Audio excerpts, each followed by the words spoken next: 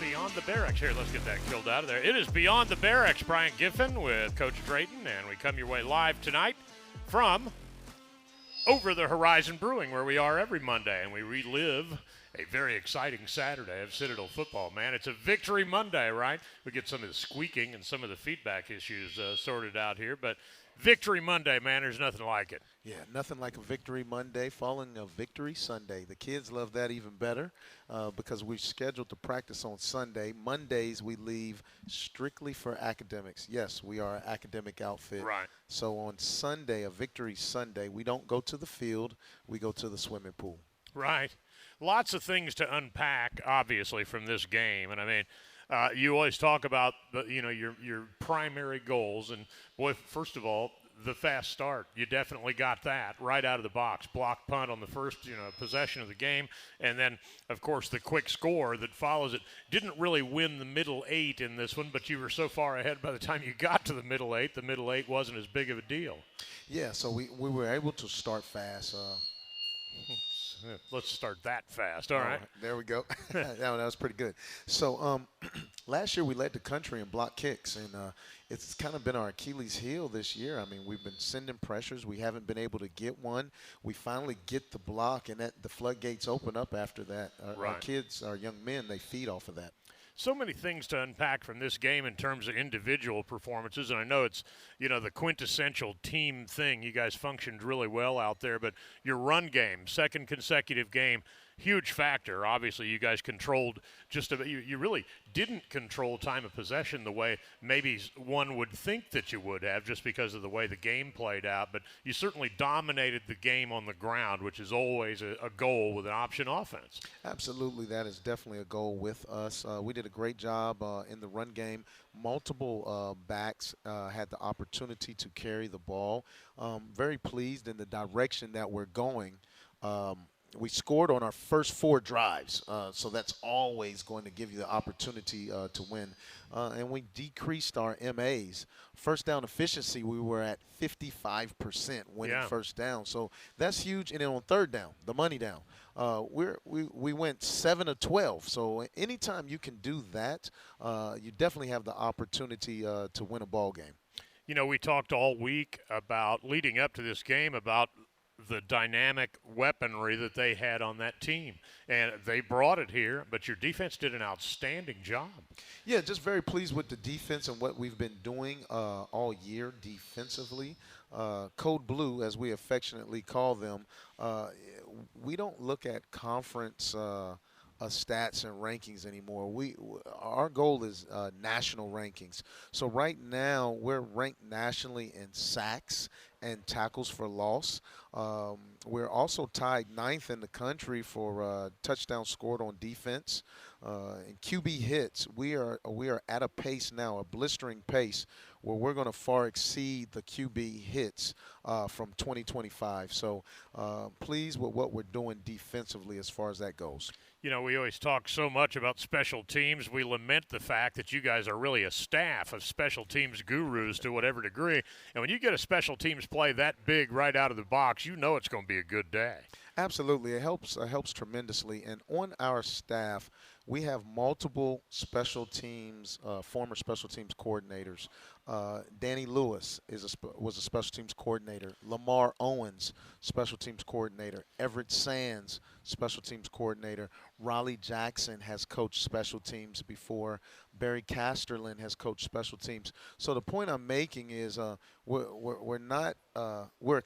are football coaches to the core, where offense, defense, special teams, etc. So all that feedback helps in preparing. Right. I mean, so the block punt right out of the box, and then you get your run game untracked. Really, really good games for Garrison Johnson. He's not only did you get Corey back, which is another bit of good news, but Garrison Johnson's kind of been your guy, your bell cow to whatever degree, although that's been a split load. And we saw great things from Sebastian Boyle also. Yeah, absolutely. And I don't before we make that shift and talk about the backs, and I do want to focus there, I want to finish up on special teams. James Platt is averaging 47 yards per punt right now. That's the number one punt average in the SoCon. He has a 69 and a 72-yard punt this year. That's the fourth longest in school history.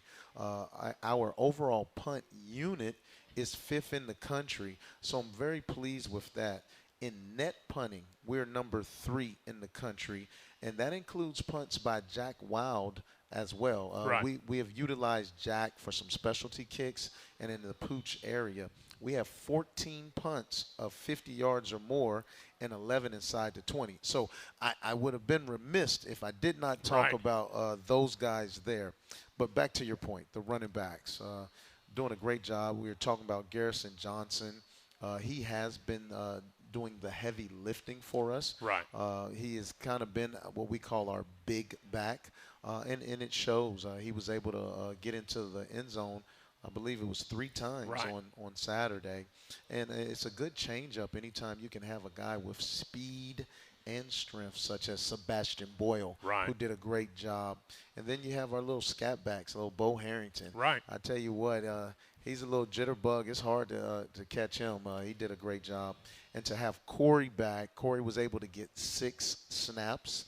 And we want to ease him into this thing slowly, because as much as we talk about this being a collision and a violent sport, we care about the human being. Right. And so safety first with Corey, and we're going to ease him along slowly. Well, you've got a depth of running backs, too, as it stands. You know, we talked about all these.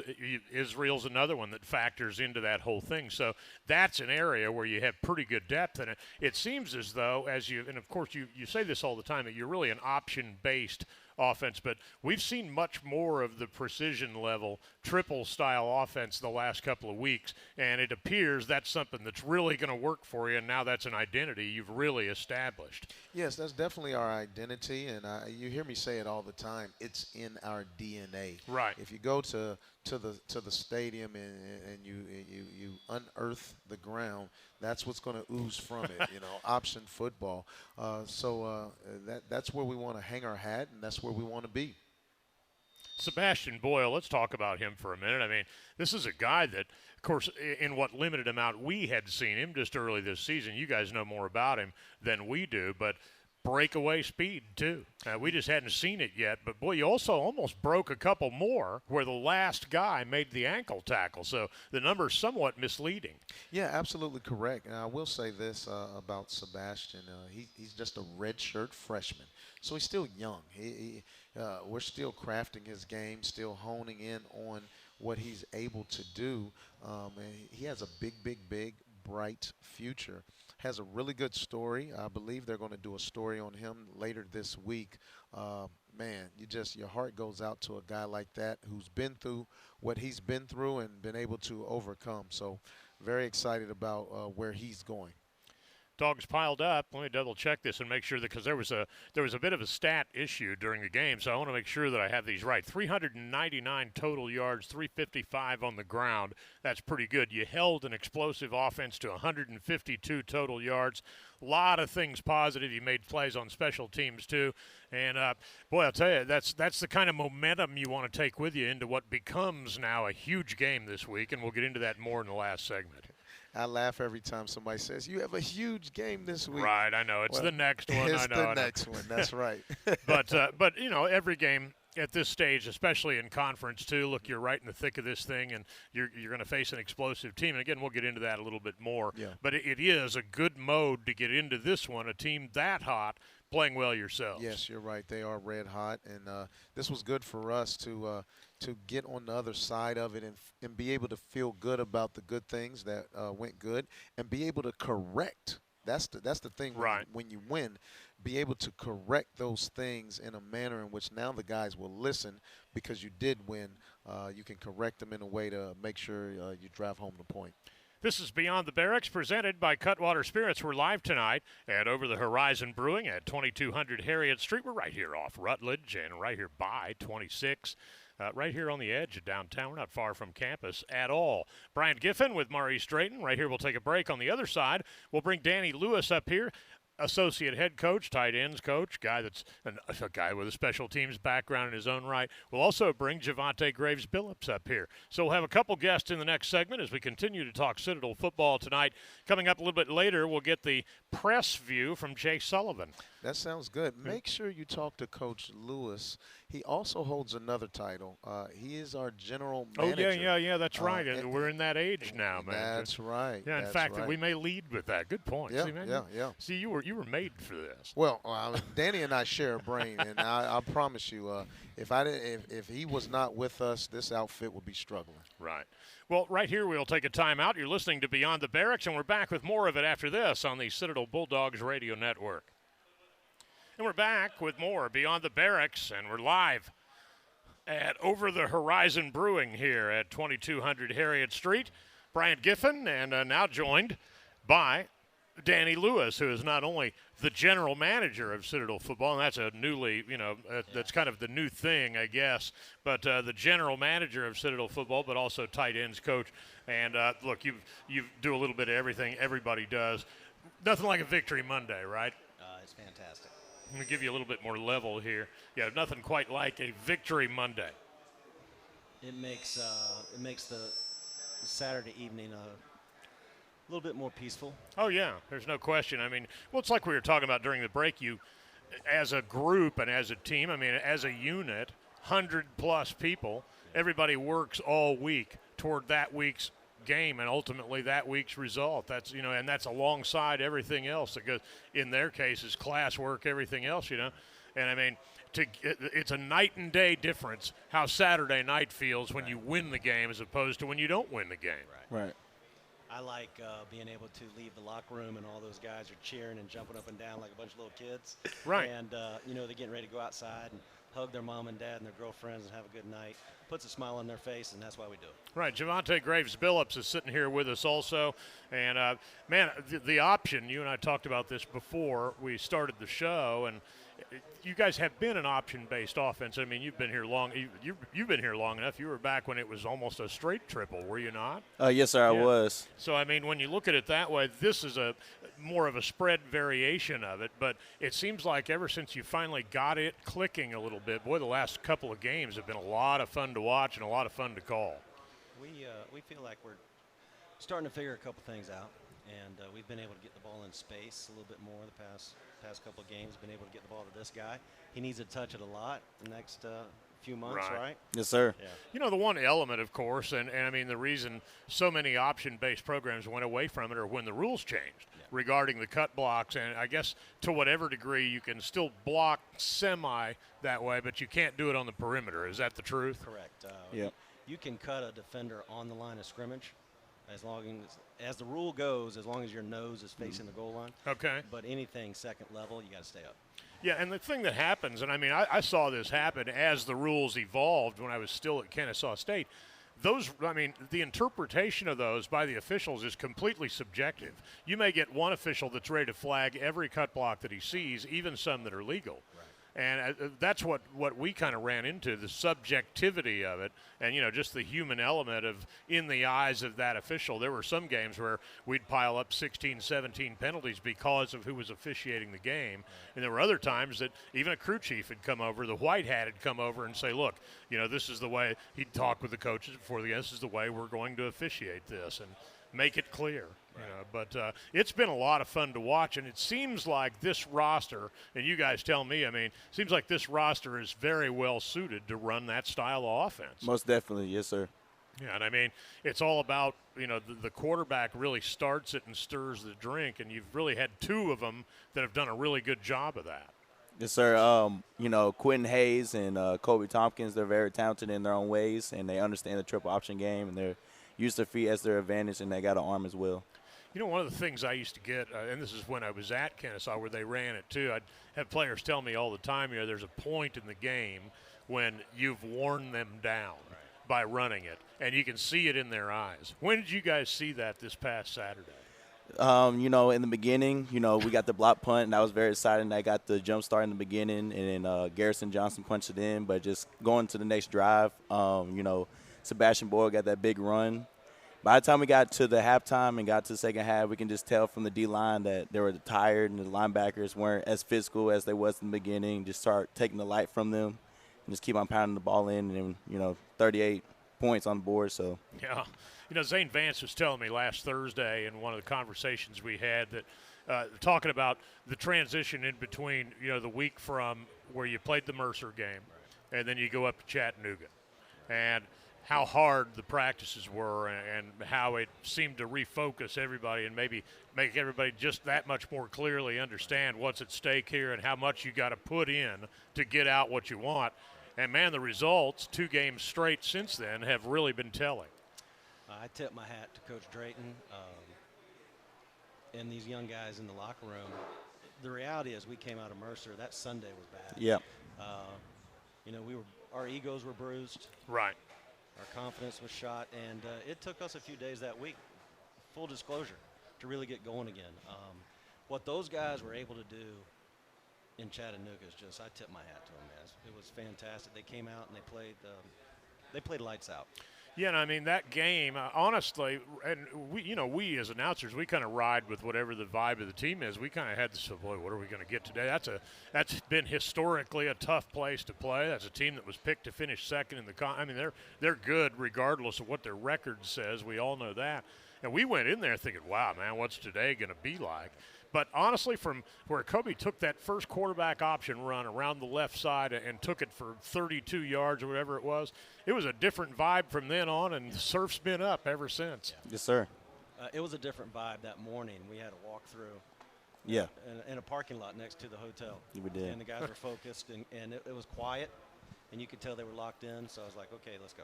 It's a funny thing. You hear about all these practice bubbles and all these fantastic facilities that are being built everywhere. But some of us are still out there doing through walkthroughs in hotel parking lots, man. And you guys aren't the only ones. There's other teams. Every team I've ever worked with, we've had those. We'll have these walkthroughs at the hotel, and you got to call a timeout because somebody's Right. somebody's getting in their car and leaving. Right. So the bread truck is showing up, 100%, whatever it is. 100%. But that's all part of the fun, though, of the journey when you get to do this. Well, you guys, I only have a minute with here, so I'll ask you. Obviously, a huge opponent coming in, and it's huge because it's the next one. Where is he? I want to make sure he knows I'm saying the right thing. Right. But Western Carolina, an explosive team, a team that you guys haven't gotten in a couple of years. What's it going to take to get something done against them here? You got them at home. We got to control the football. 100%. We have to keep their offense on the sideline. Yep. And Yeah. We've got to come out with first down plays that can keep us on schedule, and we got to convert third downs. And we need to I'm watching your ticker, Yeah. so I just need to watch that clock run. Yeah. And we need to finish in the end zone. We need to finish each drive with points. Yeah, it'd be nice to certainly win the turnover battle. That always works in your favor, 100%. too. But they're an explosive team, and that's really kind of been their M.O. And when I saw at least their results, I haven't seen much of their game from last week, although I will watch it before, in doing prep this week. But they played pretty good defense, too, against Furman. 100%. Yeah. Had 5 takeaways. Yeah. Now, that'll help you every time. 100%. All right, well, that's Danny Lewis, Appreciate general manager, tight ends. He's like the jack of all trades. And Javonte Graves-Billips spending time with us here at Beyond the Barracks. We're live tonight at Over the Horizon Brewing, 2200 Harriet Street. We're right here on the edge of downtown, right off I-26 and Rutledge. Come on down here. We still will talk football for another half hour or so and continue to hang out. On the other side, we'll bring Jay Sullivan up here, and we'll talk about all things press, how the press is handled by the Citadel. He's an ace, man. That guy has my back through so much. Yeah, he's as good as it gets, and he doesn't get enough air, so he's going to get some coming up here in the next segment. All right, back with more after this. You're listening to Beyond the Barracks right here on the Citadel Bulldogs Radio Network. And we're back with more Beyond the Barracks. Brian Giffen with Coach Drayton and others. And we talk Citadel football tonight live. And we are at Over the Horizon Brewing at 2200 Harriet Street, downtown, right on the edge anyway of downtown. Rutledge is right there. 26 is right there. You get the idea. Well, Jay Sullivan is my guest. Now, you hear Jay Sullivan's name a lot, but you don't hear his voice enough. Jay Sullivan helps with everything. You're the SID at the Citadel, the sports information director, and obviously you've got a great staff of guys and gals that help you. And, hey, I mean, so you got here under weird auspices, kind of like I did. That 2023 season, when I was hired 11 days before the first game, you got here 3 games into the season. Well, I was just the lucky one that came in at the right time. I mean, got Coach Drayton, brand new coach, got the Right. and not only that, first year as a head coach. So we were both kind of experiencing the same thing, as it was my first role as a assistant AD. So having the head of a department, he's Right. running his first actual staff, and we were both kind of challenging each other on that same front at the same time, kind of figuring stuff out. I'll note, you say you hear my name a lot, and that's by design. You hear it, but you don't see it. Ideally, the goal of my position is that you see a lot of great content. You see a lot of stuff go out there. The broadcast is great. The social media is great. The website's running well. I always like to compare ourselves. I always use O-line. Maybe it's because I'm biased as a former offensive lineman. Yeah. I say, hey, you do really well all the time. No one takes notice. It's when you mess up that people, that's when they're pointing their finger at you. So we just don't like to give up sacks. We like to have consistent movement forward every play, and that's our goal as a department. I thought you were going to go with the old umpire thing, like the best ones are the ones you never hear their names. That's definitely true of umpires too. I'm sitting here watching the Mariners Blue Jays in the corner of my eye, but the whole dynamic of a SID offense, that's kind of an older term. We always use athletic communications now. Right. Every older guy of this charge is SID is the term, the sports information director, and we do a lot now, and that's kind of the role that when you take it, you have so much under your plate. Back in the day, it was media relations. So you have the local reporter or local couple reporters to come by. You have a TV station or three, right. And you do game notes, you do the game programs, and now you have Twitter, Instagram, content development, the broadcast. You have all kinds of stuff, and it was a role that was so flexible that people just kept saying, "Oh, the SID can take care of that. Right, the SID right. can do that one." And I'll give us credit. I'll give my predecessors credit across the board, all across the NCAA. We took it on, and everyone in the country kind of operates in that same film. And we've been able to bring in more help now. I have a videographer. I have an incredible broadcast director. I have a really strong graphic designer. And I have two other SIDs who work underneath me, different sports.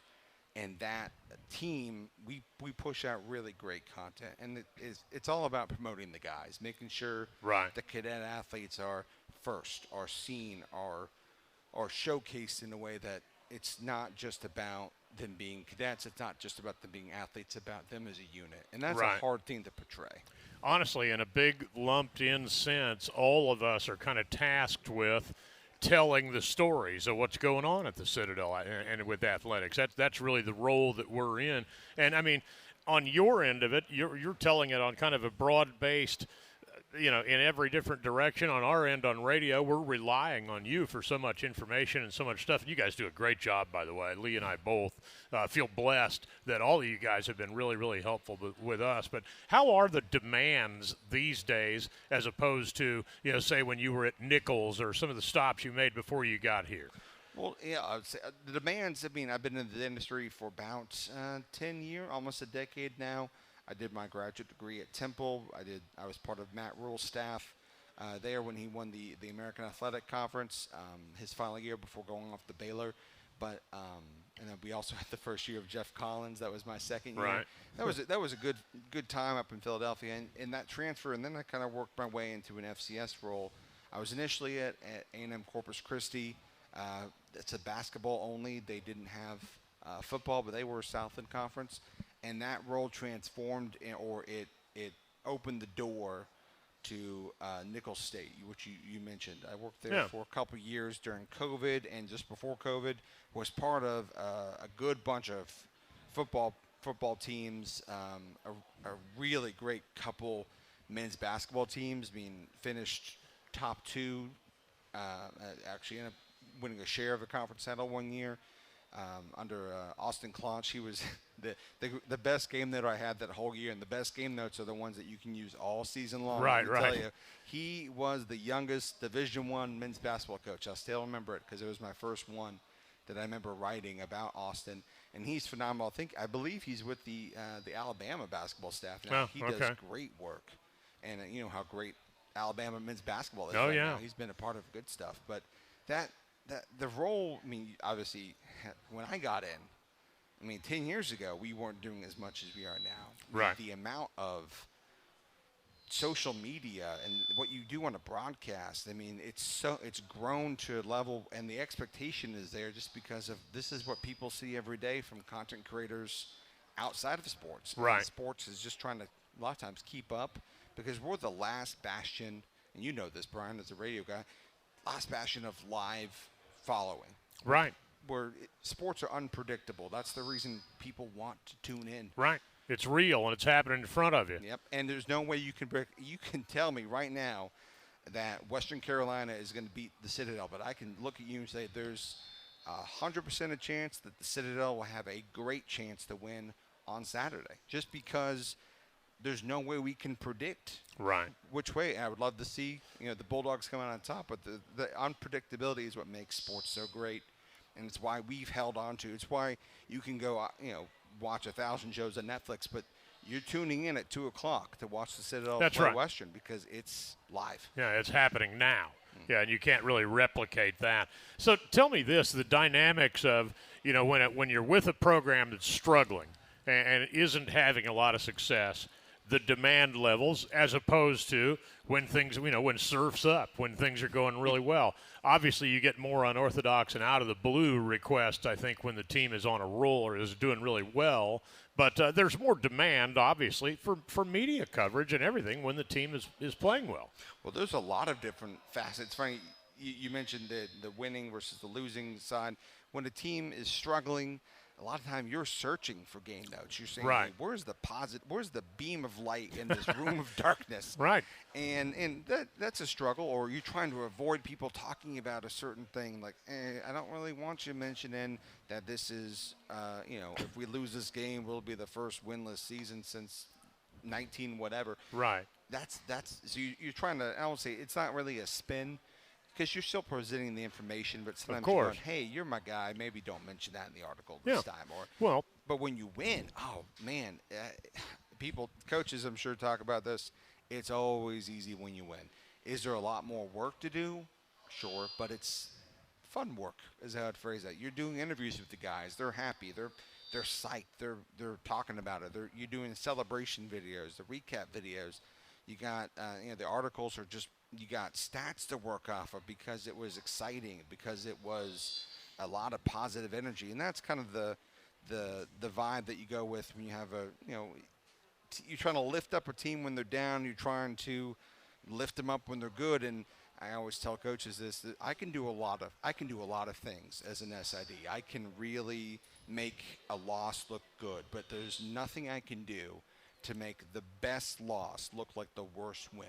A win always always going to make it easier to pitch. I think the oddity in all of it, and I've had coaches tell me this, and I mean, everybody that does this works insanely hard. And I'm talking about more on the coaching, especially, that side of it.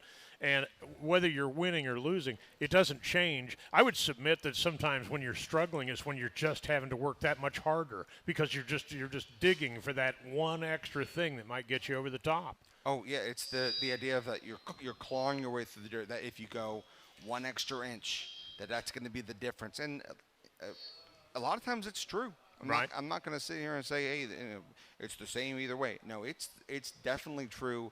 And because sometimes it's when you get into the actual game, if you prepared the way that you should prepare, where you have, I'll use my job as an example. I have the best, game notes that I could have produced that week. The flip card is sharp. I don't have any missing numbers. The broadcast is set up perfectly. All that kind of stuff. You get to that environment, to that point, and the way it operates is you feel like you have a chance. Right. The guys have. I mean, it's the same way with football preparation. You go out there and you say, I ain't put everything into this week. Meanwhile, if you didn't, you got that lingering doubt just in the back of your head, and it's a different outcome. It can result in a different outcome. No doubt about it. It goes without saying how much we appreciate all the stuff that you guys do for us, and obviously we try to work hand in hand with you guys too. tell the best stories we can relevant to what's going on. Obviously, we always have to be as honest about what's happening, but there are ways, a lot of times, even when things aren't going well on the floor or the field or whatever it is, there are still great stories to tell, and there are ways to tell them, and sometimes it's an art form. I mean, it's a lot harder, I think, when you're winning, believe it or not, because, then you're trying not to get too giddy or too over the top. Well, when you're winning, you're talking about how great they're playing on the field. The moment is happening right in front of you.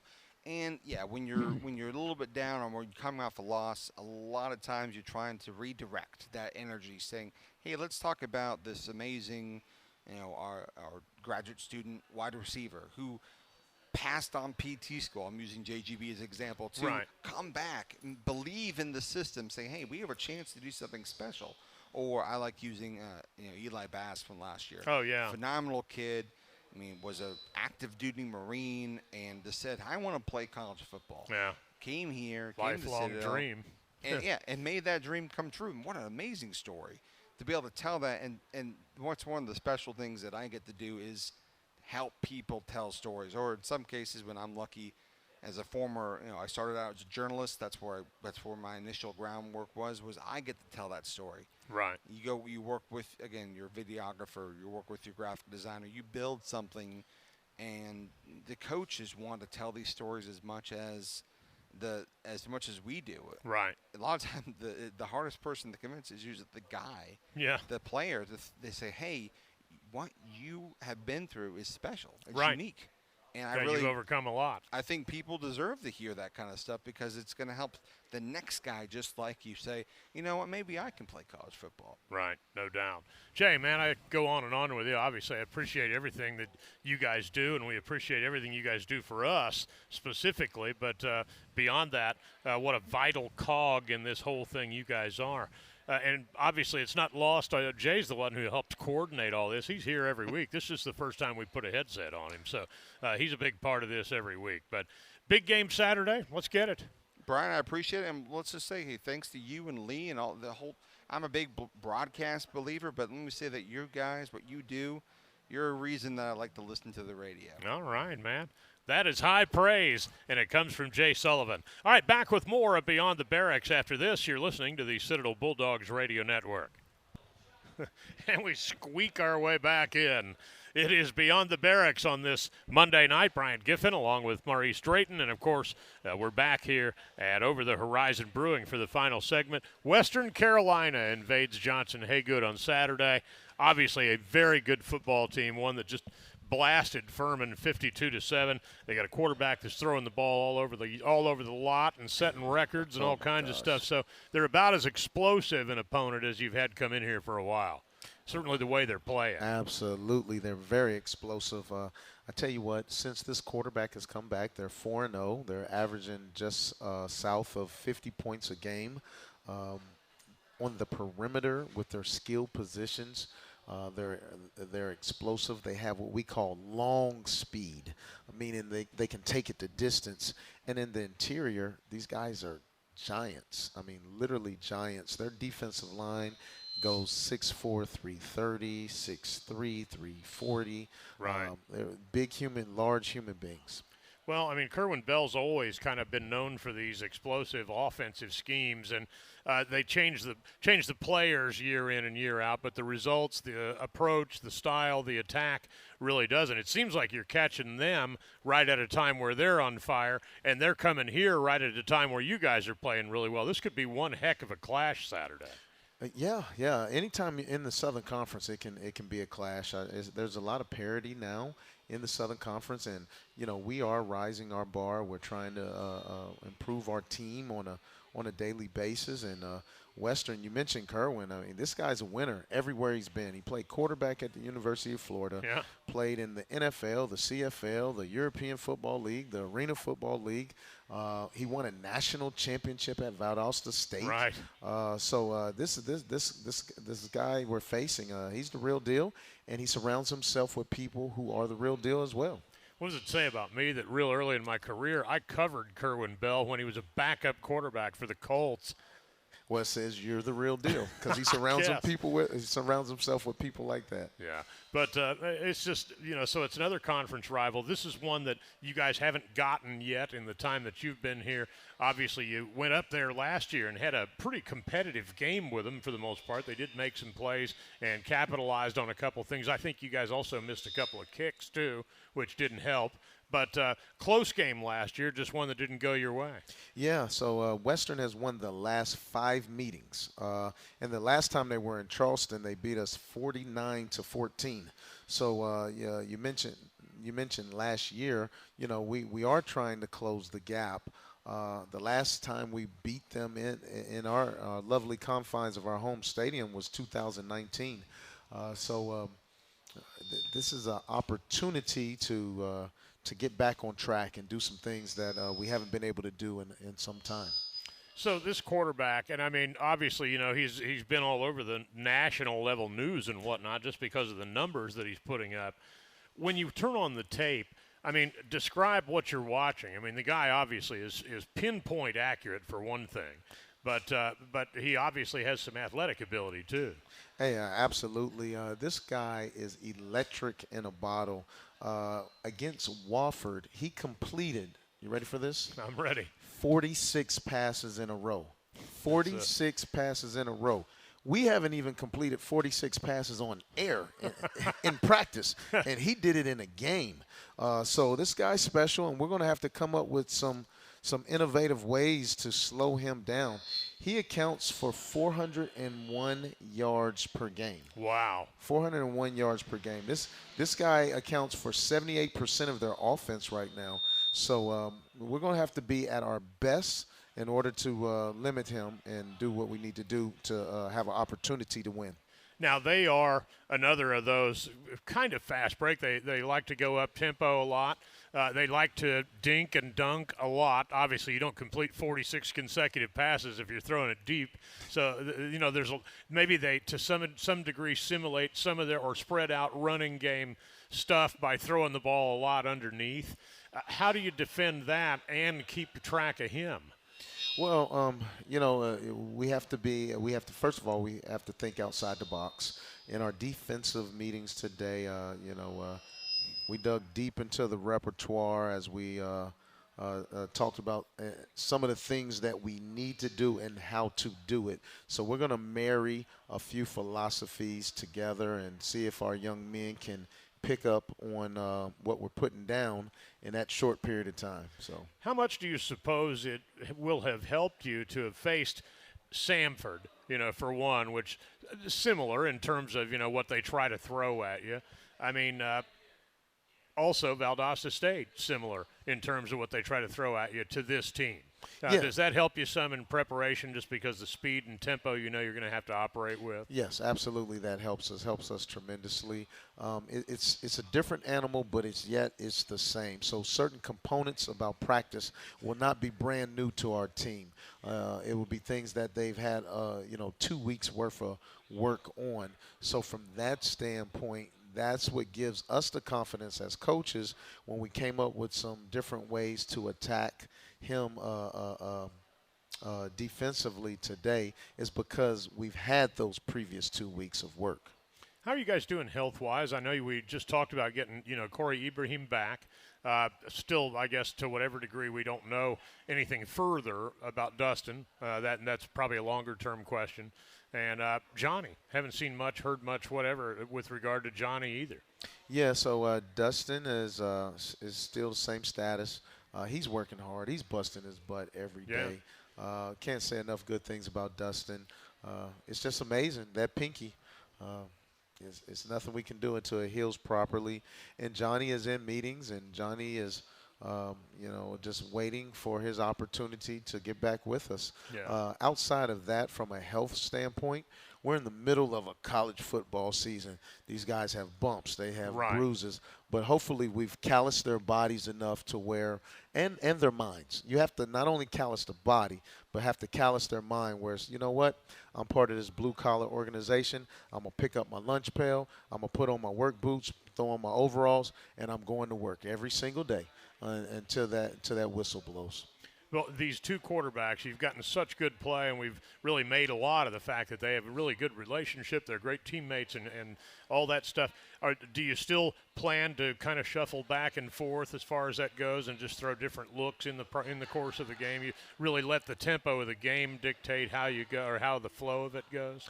Yeah, so both quarterbacks will play. As you previously stated, both quarterbacks have a great relationship. Our team is very comfortable with both quarterbacks, so that always helps. There's an old adage: if you have two quarterbacks, you don't have one. Right. Well, I think we're beating that system right now.